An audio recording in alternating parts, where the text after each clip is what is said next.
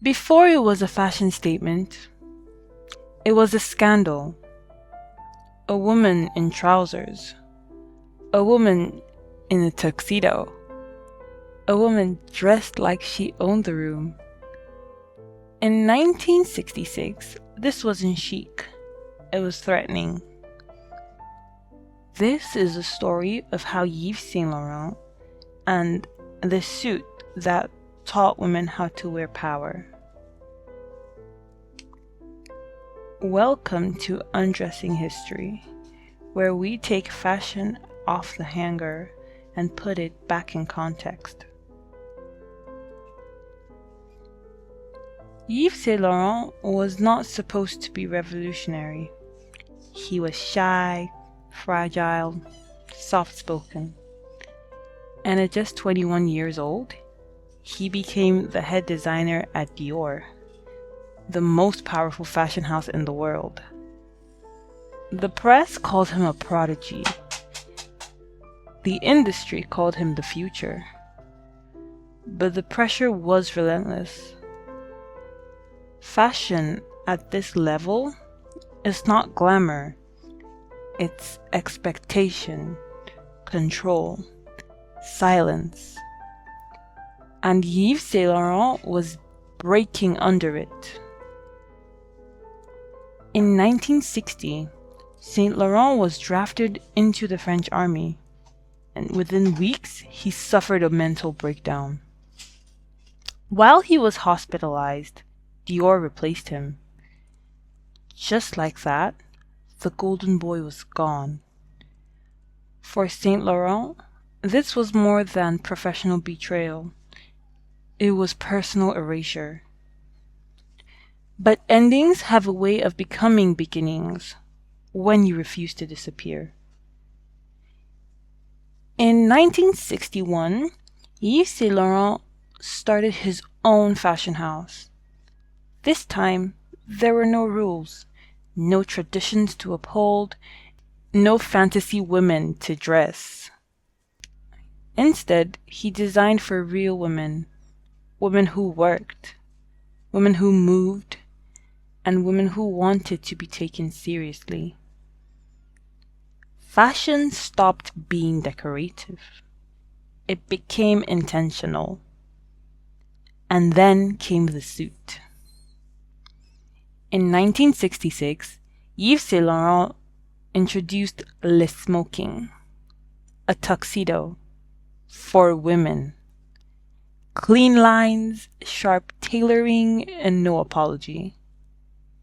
Restaurants refused entry to women wearing it. Critics called it vulgar, unfeminine, and inappropriate. Because a woman in the suit wasn't just dressed differently, she was claiming authority. The smoking didn't reveal skin, it revealed confidence. And that made people uncomfortable. For centuries, trousers symbolized power. They belonged to men who ruled governments, ran businesses, and decided who mattered. By putting women in tailoring, Saint Laurent wasn't just copying masculinity, he was redistributing it. And this wasn't about looking like men, it was about being treated like equals. Fashion doesn't just reflect society, it trains it. And suddenly, women were being trained to take up space. The backlash was immediate. Women were told they looked aggressive, unladylike, too much. Right? But those words were never about clothes. They were about control. Because once a woman dresses like she belongs in the room, it becomes harder to tell her she doesn't. Today, women in suits are everywhere, on red carpets, in boardrooms, on runways. What once caused outrage now signaled authority. That didn't happen naturally. It happened because Yves Saint Laurent challenged the idea that femininity had to be soft and acceptable. He proved that elegance could be powerful and power could be beautiful. The smoking wasn't just a garment, it was permission. Permission to enter spaces that once said no, permission to be seen without asking, and permission to wear power. Because fashion doesn't just change how we look, it changes who we're allowed to be.